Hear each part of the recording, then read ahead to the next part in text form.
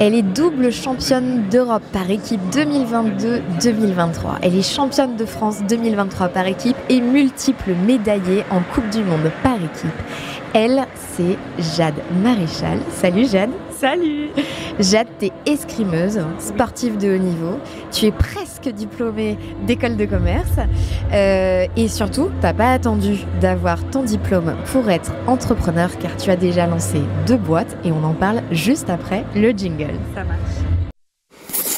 Feuille blanche.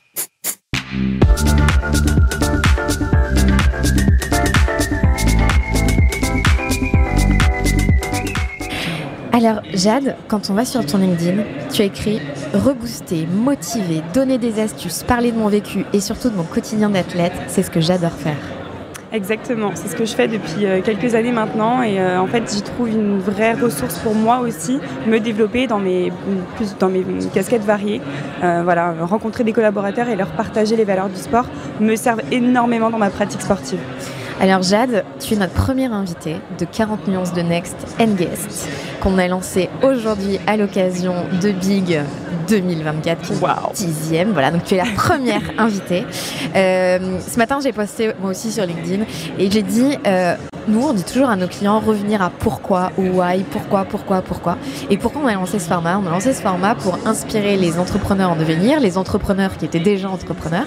Et en fait, on s'est dit, mais il y a d'autres personnes qui peuvent les inspirer qu'entre eux, et notamment les sportifs de haut niveau comme toi, d'autant plus qu'il y a un certain nombre de parallèles entre un entrepreneur et un sportif de haut niveau. Un certain nombre, oui, pour ne pas dire qu'on est quasiment pareil, c'est juste que les enjeux ne sont pas les mêmes évidemment, mais c'est ce que je dis en entreprise lors de mes conférences, c'est qu'un collaborateur, c'est un champion, il doit faire face à des échecs, à des déconvenus, viser des objectifs tout en maintenant une bonne communication avec ses pairs, donc on est complètement sur la même longueur d'onde. Alors Jade, on va commencer par le volet sportif, si tu veux bien. Donc, tu as commencé l'escrime petite. Oui, 9 ans. 9 ans. Ta sœur en faisait. Tout à fait. Tu as voulu imiter ta sœur, voilà. Y aller. Et puis, le chemin s'est dessiné et tu es aujourd'hui membre de l'équipe de France. Oui. Tu as raté de peu les JO 2024. Comment on se remet de ce type d'échec ? C'est une phase de digestion de toute façon. Quand on se bat 4 ans pour une sélection, c'est sûr qu'on ne peut pas être autrement que triste. Après, j'ai vraiment fait l'effort de regarder derrière moi et de faire un bilan de tout ce que ça m'avait apporté quand même, ce chemin. Donc j'en suis quand même ressortie vraiment grandie, vraiment changée. Et j'ai quand même vécu ces jeux en tant que spectateur et supportrice number one. Et ça a eu l'énorme avantage de me rebooster parce que moi aussi je veux vivre ces émotions d'être en plein milieu d'une seule et même nation qui t'encourage. Donc ça a été vraiment un levier, je pense, vers la suite. J'étais jeune, j'avais 23 ans. Nous, l'âge d'or à l'escrime, c'est entre 28 et 32 ans. Donc je ne perds pas ma motivation et elle a même redoublé. J'ai vu que tu avais relativisé justement en disant l'âge d'or il est un peu plus tard, donc finalement mon tour viendra la prochaine fois. Il faut. De toute façon, c'est ça le sport. Donc là, tout est objectif à JO 2028 ? Oui, tout est objectif. Mais avec peut-être une objectif un peu plus quotidienne qu'avant. Je visais Paris, j'avais Paris dans la bouche, j'avais Paris tout autour de moi. Et peut-être que maintenant, l'erreur que j'ai faite, c'est de viser trop Paris et de ne pas penser à en fait, la compète de demain, les championnats de l'année prochaine. Voilà. Donc peut-être plus revenir sur du présent parce que finalement, les Jeux, c'est dans 4 ans. Donc c'est très long. Et entre-temps, il y a un certain nombre de compétitions. Voilà. Tu es à l'INSEP. Oui. Aujourd'hui, tu es accompagnée dans cette route vers les champions. Qu'est-ce que ça t'apporte de pouvoir être accompagnée comme ça ? L'INSEP, c'est la terre des champions, c'est leur slogan et je pense qu'ils le portent bien. On a tout pour performer ici. On a effectivement des adversaires, on a les meilleurs adversaires qui existent. Les entraîneurs sont à 100% avec nous. Il y a une équipe médicale, une équipe de préparation physique et mentale. Évidemment, tu as tout ce qu'il faut pour avoir un bon équilibre de vie. On mange là-bas, on dort là-bas. Donc pour moi, c'était devenu indispensable d'y aller. Déjà parce que je fais un sport d'opposition et je ne peux pas m'entraîner toute seule dans mon coin toute ma vie parce qu'il faut absolument que je me confronte à ce qu'il y a de mieux pour performer moi aussi. Donc depuis que je suis entrée, je me suis professionnalisée. Ça reste un sport amateur, l'escrime, mais j'ai vraiment vu une visibilité décuplée, un engagement et un entourage décuplé aussi. Donc voilà, il y a un avant INSEP, il y a un après INSEP et je suis en plein dedans et je suis qu'à 10% de tout ce que ça peut m'apporter. Un des nerfs de la guerre dans le sport, c'est les sponsors et l'argent. Tu le disais, c'est un sport d'amateur. Le nerf de la guerre pour les entrepreneurs, c'est aussi l'argent. On passe notre vie à pitcher, à défendre notre projet, etc. Vous faites aussi la même chose, sauf que le produit, c'est vous. Comment on fait quand on a ton âge ou quand on a commencé avant pour aller les décrocher, en fait, c'est pour ça? Eh bien, tu as tout dit. Un athlète de haut niveau, en quoi il est inspirant pour moi? C'est parce que depuis qu'il a 15-16 ans, il doit pitcher son projet. Il doit rencontrer des personnes, se dévoiler, être le chef de sa propre entreprise. On parle là vraiment d'image de marque, de personal branding. On doit aller gérer un budget, on doit être autonome, démarcher des gens, lire des contrats, signer des contrats qu'on ne comprend pas forcément au début, gérer nos réseaux sociaux. Bref, on est vraiment à la tête de notre boîte. Et ça m'a vraiment révélé, ça c'est sûr. C'est ce qui m'a aussi amené à développer d'autres entreprises en parallèle.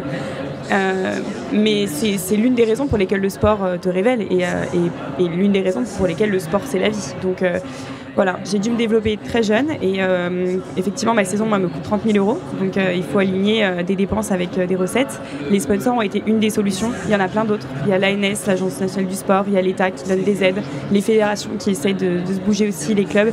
On a un portefeuille immense de solutions et de ressources, surtout avant les Jeux. Là, c'est une autre histoire. Mais après, il faut le gérer cet argent. Parce que comme un entrepreneur, il faut que tu déclares tes revenus. Quand tu es athlète, c'est un peu plus flou parce que tu as plein de types de revenus, des primes, des salaires, des dotations.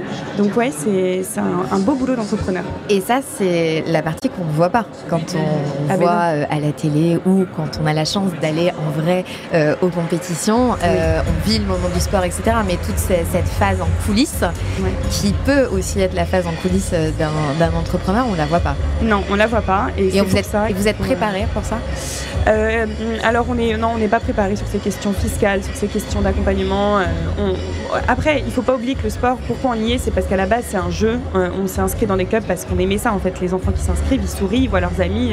Voilà pourquoi on est là. Ils viennent s'amuser, apprendre quelque chose. Voilà, il ne faut jamais oublier ça parce que la contre-performance, elle est très souvent due à ça. Donc non, on n'est pas forcément accompagné dès le début. Par contre, il y a des organismes qui se mettent en place depuis quelques années pour nous accompagner au mieux parce qu'ils comprennent qu'aujourd'hui ça devient un vrai métier. On a parlé en préparant cette interview de la notion du risque. Oui. Et je te disais, l'escrime, c'est que ça, il faut prendre des risques. Ah oui, là on est vraiment dans un sport, c'est un sport de combat qui me fait pas mal, mais c'est un sport où on doit quand même se dépasser et oser sortir de sa zone de confort. Juste pour imaginer la situation, on a deux adversaires, chacun est dans sa zone de confort, dans sa zone de piste. Si à un moment donné, on veut aller toucher la veste de l'autre, on va être obligé de se dévoiler, tendre son bras, se faire une fente, aller chercher l'adversaire dans sa zone de confort. Et en fait, si on ne comprend pas que c'est ok de ne pas mettre la touche, parce qu'il y en a 15, un match en l'escrime c'est en 15 touches, on peut s'en prendre 14 en fait. Ouais. Donc il n'y a que comme ça qu'on peut gagner, c'est quand on se dépasse. Et ça, c'est avec l'entraînement, mais c'est aussi en acceptant que le stress, c'est ça qui te fait prendre des risques le jour J. Donc le stress c'est un allié par exemple, voilà, il y a plein d'outils comme ça. Effectivement, il n'y a pas de réussite sans prise de risque. Et sans oser. Et sans oser, parce que prise de risque, c'est oser. Tu disais, tu l'as rapidement dit en introduction tout à l'heure, donc tu as monté 2 boîtes. Oui. Une de tes boîtes, c'est notamment d'intervenir en entreprise et de faire ce parallèle et expliquer en fait ton quotidien d'athlète de haut niveau et comment en fait ça peut se transposer en entreprise. Tu peux nous en parler un peu ? Oui, j'ai créé une boîte de conférences d'abord pour répondre à un partenariat d'entreprise où je me sentais complètement illégitime d'avoir de l'argent sans leur rendre quelque chose par un logo sur ma tenue. Donc j'ai commencé à raconter mon quotidien. J'espère qu'il était beau le logo. Ah oui, c'était tous beaux, c'est mes partenaires. Et puis en fait, j'ai vraiment pris goût et j'ai développé des conférences sur 10 thématiques qui sont complètement transposables dans le monde de l'entreprise. Prise de risque, confiance en soi, gestion du stress, de l'échec et j'en passe. Et tout récemment, on a développé aussi une formation avec une coéquipière de l'équipe parce que on peut pas se rendre sur toutes les conférences dans l'année. On a aussi notre casquette principale qui est très prenante. Ouais. Donc on a créé cette formation. Voilà. Moi, je suis passionnée par ça et même, tu vois, dans mes conférences, je reste après en off pour avoir des échanges beaucoup plus informels parce que moi, ça m'enrichit tellement. Alors oui, j'ai une question il y a beaucoup de gens qui, quand ils me voient arriver sur scène, ils me disent mais t'as quel âge, ça fait combien de temps que tu fais ça? Parce que oui, j'ai 23 ans et ils pensent que je vais leur donner des leçons sur leur métier. Pas du tout. En fait, je viens pour expliquer ce qui se passe dans mon métier à moi, dans ton comment univers. Je performe, voilà. Et il y a des parallèles, tout le monde me le dit. Quand je suis en conférence, les collaborateurs, ils me disent que ça leur parle, je vois les yeux qui pétillent. Et puis parce qu'il y a certains sujets qui sont tabous en entreprise, comme l'échec, qui, quand on en parle dans le monde du sport, tout de suite, c'est beaucoup plus OK. Tout le monde a bien compris que dans le sport, échouer, c'est OK. Et ben, il faut faire le parallèle en entreprise. Et c'est ce que je fais. Eh bien, bravo, parce que c'est nécessaire de le faire, ce parallèle. Et d'un échec, on rebondit. Donc, il y a toujours une suite. Et c'est vrai qu'on a tendance à sacraliser un peu le monde du travail, le monde de l'entreprise. Mais c'est vrai que si on fait le parallèle avec un sportif, ça détend un peu. Ah ben oui, ça détend et c'est même complètement accepté et commun. Jade, aujourd'hui, donc on est à Big, dans le cadre de BPI France. Le thème de cette année, c'est le progrès. Comment le progrès, il résonne chez toi ? Alors pour moi, le progrès, c'est un chemin. Quelqu'un qui est en train de progresser, c'est quelqu'un qui a lâché prise sur son objectif. Si je fais le parallèle, en tant qu'athlète, on vise tous quelque chose. Je vous ai parlé des Jeux Olympiques, évidemment que c'est mon objectif, mais je progresse pour la simple et bonne raison que je suis très consciente qu'il y a une infinité de possibilités que je n'y arrive pas. Et ça me permet de, quoi qu'il arrive, en sortir gagnante. Je vous en ai parlé pour les Jeux de Paris, j'ai échoué à mon objectif.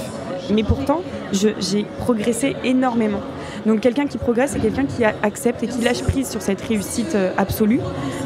Et si on fait effectivement le parallèle dans le monde du sport, je l'ai dit, t'as pas de réussite sans échec. Un athlète qui monte sur la première boîte, la première marche du podium, il vous raconte pas tous ses échecs, mais en fait quand on est à l'entraînement, on teste 100 touches, on a réussi peut-être 40, 50%, on a énormément d'échecs. Et c'est comme ça qu'on progresse. Donc pour moi, le progrès, c'est un chemin. Et c'est important de verbaliser cet échec ? Verbaliser, l'écrire, le dessiner, faire tout ce qu'on veut, mais qu'on le sorte de ce cerveau. Ouais. Toi, tu fais quoi pour quand après une séance, tu vois, qui s'est moins bien passée que ce que tu avais imaginé, ce que tu avais projeté, ou un match où voilà, ça s'est pas bien passé. Qu'est-ce que tu fais ? Le journaling, tu connais ? Vas-y, raconte. Moi, j'ai mon petit carnet, j'en ai même plein pour plein de sujets. Et en fait, tu vois, j'ai un téléphone. Dès qu'il y a une mission que j'ai envie de faire qui me passe par la tête, j'écris tout parce que la surcharge, elle est dans la tête et il faut tout sortir. Déjà parce qu'effectivement, tu te libères l'esprit, mais aussi parce que tu mets des mots sur tes émotions. Et l'athlète qui est suivi par un prépa mental, en fait, il fait ça. Il met des mots sur ce qui se passe dans ses tripes, dans son cœur et dans sa tête. Et c'est la première étape pour progresser, mettre des mots sur ce qu'on vit. Et ça, tu le conseilles, genre d'entreprise ? Ah ouais, moi je fais toujours tous les soirs 3 points négatifs, 3 points positifs qui sont passés dans la journée. Il n'y a pas une journée où je le fais pas. Et quand je le fais pas, c'est ok parce que grosso modo, je le fais tous les jours. Jade, je te propose de te donner en un coup de baguette magique le rôle suprême après ce jingle.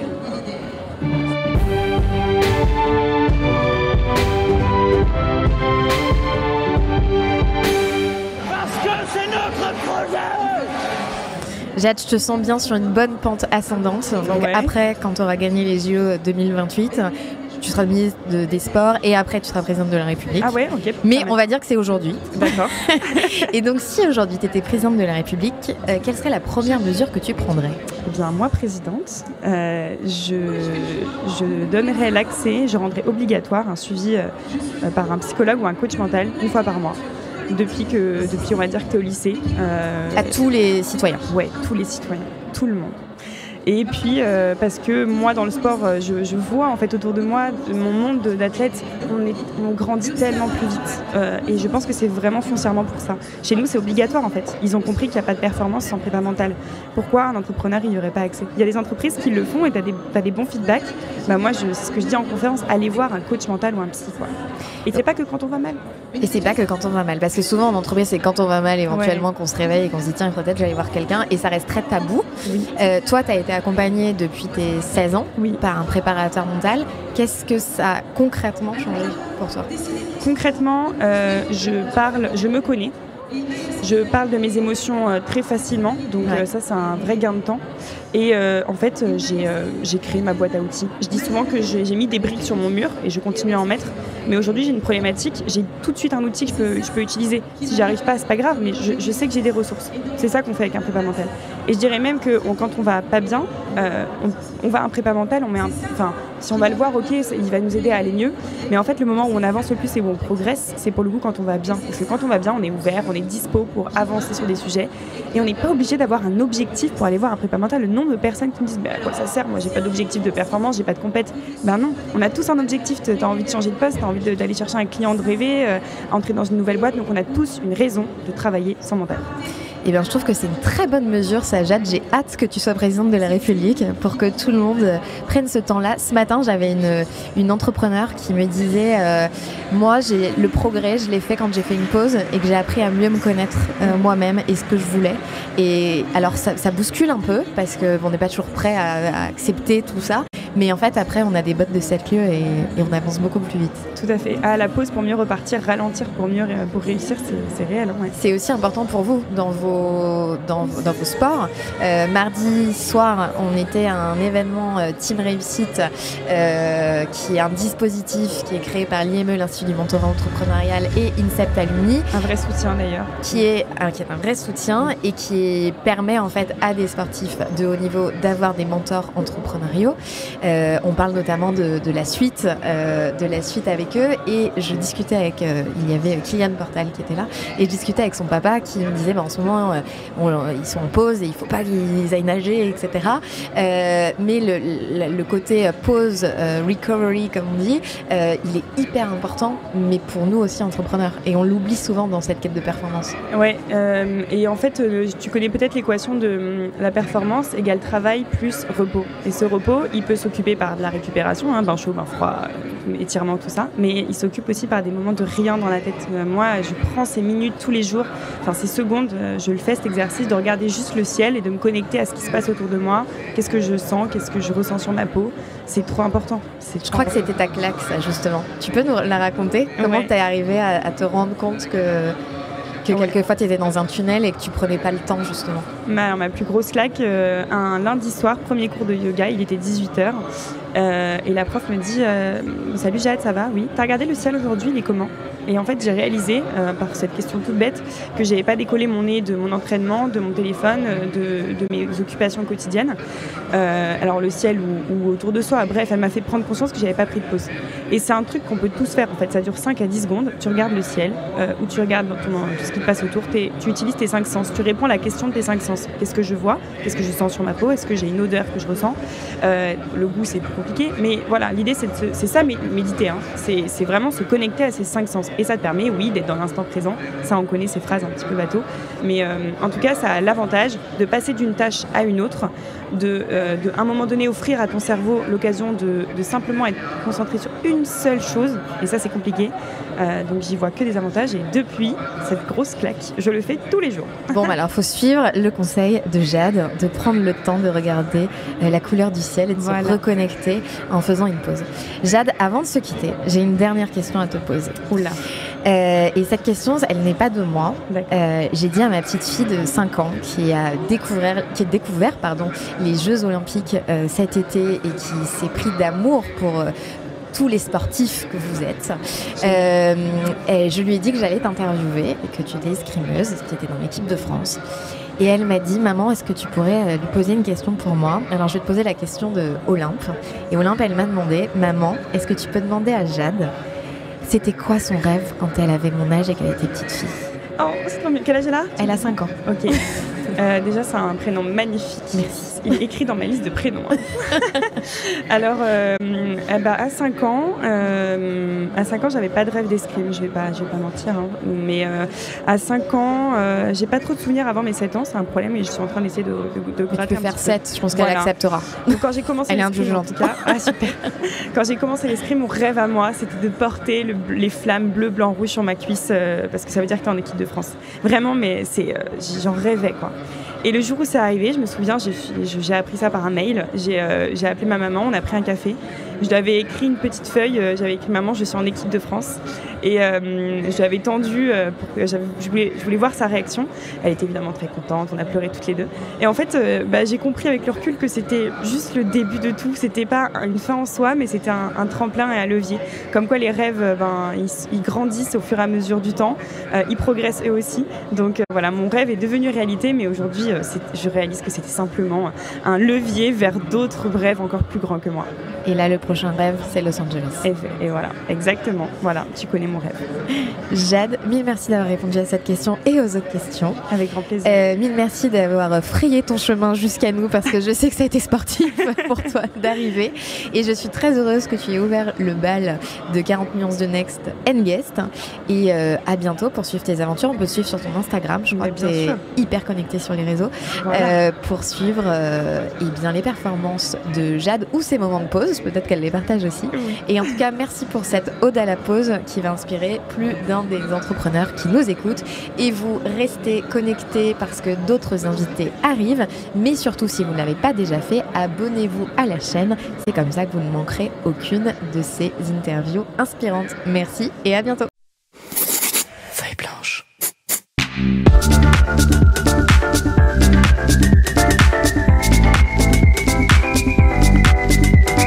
40 nuances de Next.